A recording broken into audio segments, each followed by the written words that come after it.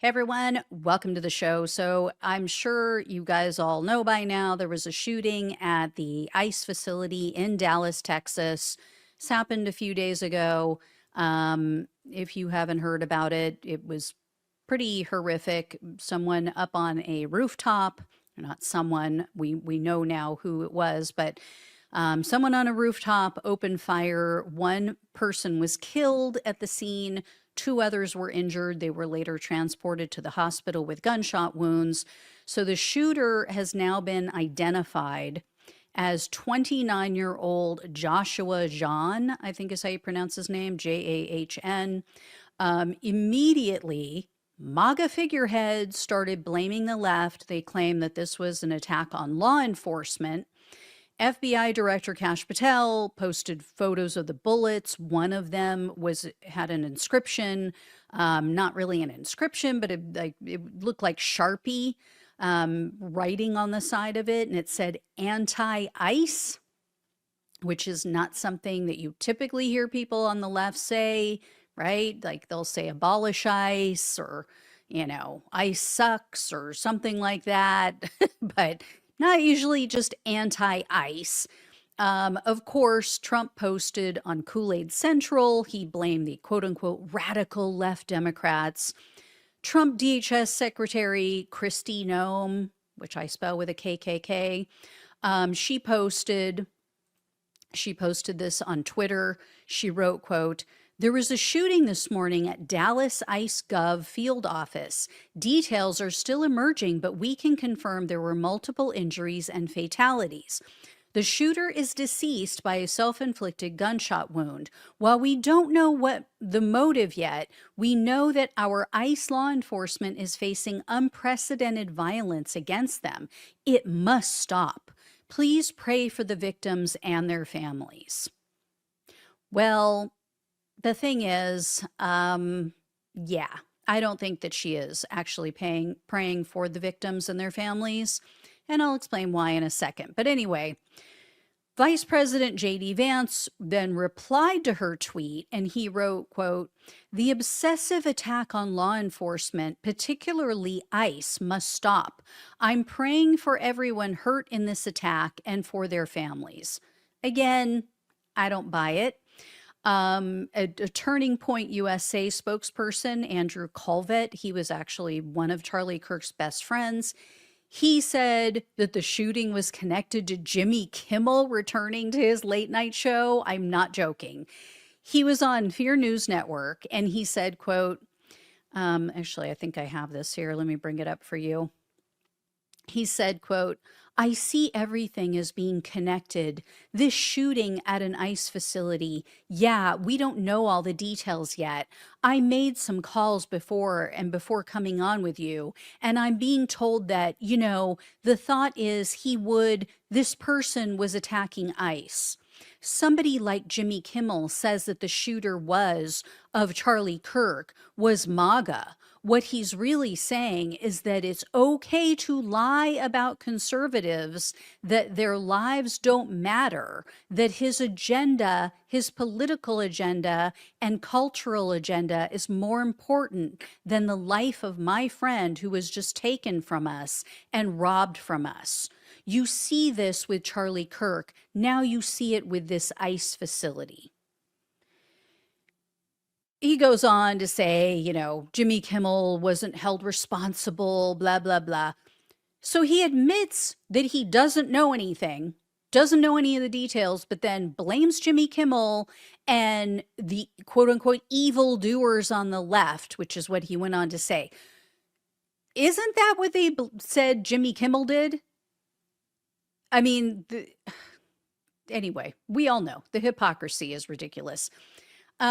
So the mainstream media and right wing, they might be jumping to the laziest conclusion once again. So I'll explain. There's very conflicting data about who this guy was, what he stood for, what his political beliefs are.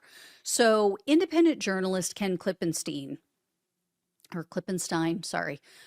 He spoke with some of the shooter's friends, just like he did with Tyler Robinson. So he wrote this article, he just published it the other day, and 3 of the people that he spoke with have known this Jahn guy since middle school, one of them actually since elementary school.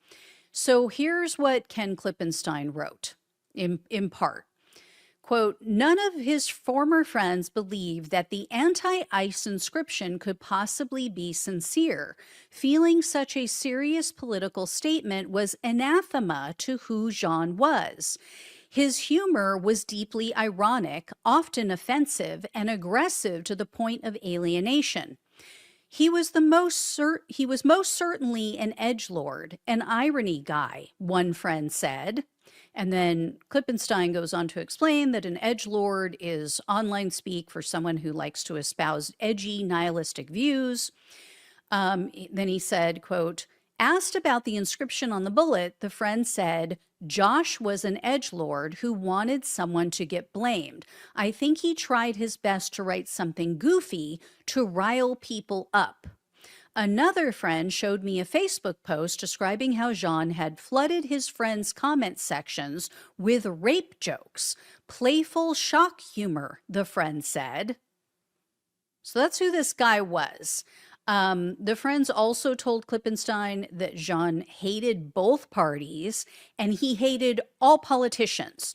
If anything, they said he was more of a libertarian and that the only politician that he ever mentioned in a positive light was Rand Paul. And then one of his friends who had been friends with him since he was 8 years old, that person said, quote, he was never really into politics, especially not politicians. He was into politics only in the 4chan sense, contrarian, provocative, boundary pushing for laughs, not conviction. And Jahn appears to fit the typical lone wolf shooter profile because he dropped out of college. He was perpetually online on 4chan message boards, loved to play video games. Basically, his friends said they kind of stopped talking to him in the last few years. One of them told Klippenstein, quote, I mostly stopped talking to him when he took his 4chan irony stuff into daily interactions.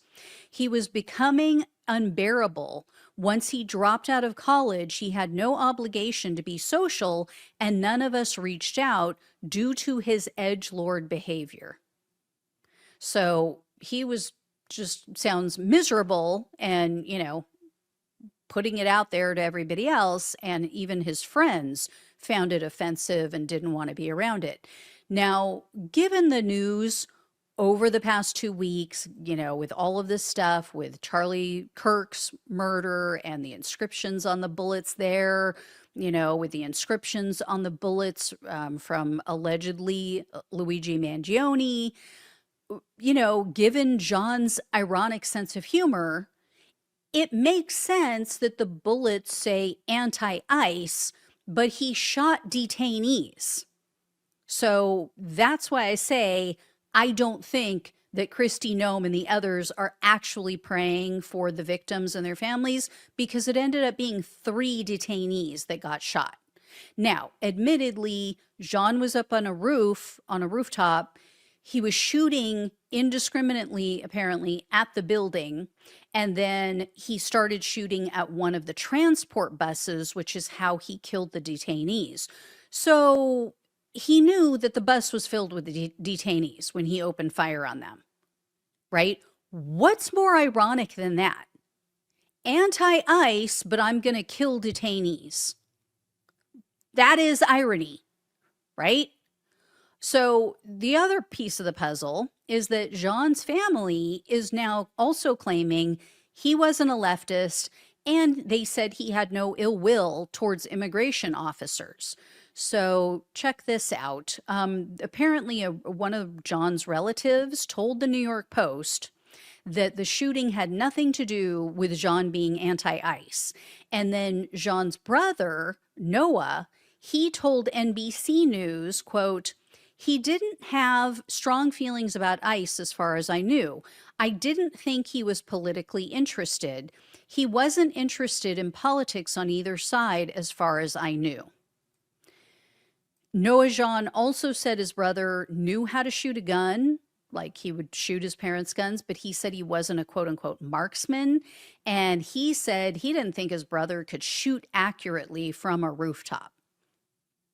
So we don't know. One of Jahn's friends also told NBC News that Jahn did express concerns about immigrants several years ago.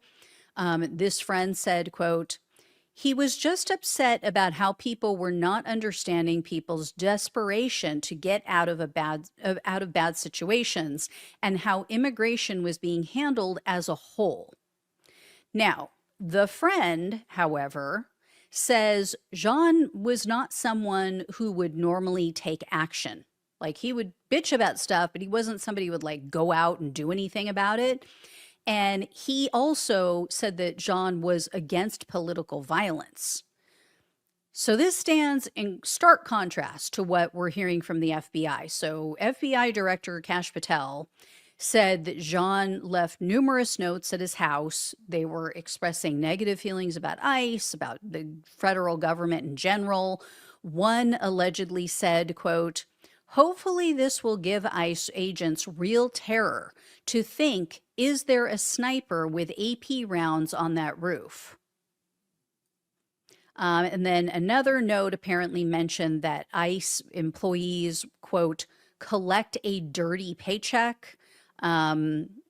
The FBI also says that Jahn had searched for apps that track ICE agents' locations. He also had downloaded a list of DHS facilities. The problem, of course, as we all know, is that the FBI, Trump's regime in general, has lost all credibility, right? You have the Epstein cover-up. You have the way that they fumbled and handled the Charlie Kirk shooting and that investigation. Pretty much everything else, right? I mean, they even got busted the other day for stepping over the line in the Luigi Mangione case. So no one outside of the MAGA cult trusts these people. We know they're full of shit. We know they have a political bias. We know that they're not above lying, that they're not above cheating.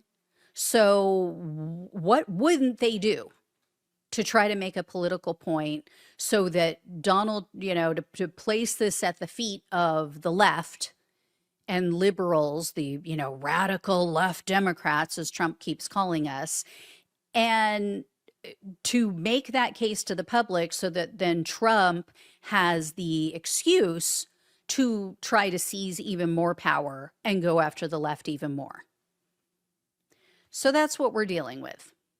An FBI, a Justice Department that we can't trust as far as we can throw them, and, a string of violent events that they're trying to pin the blame on all of us on the left.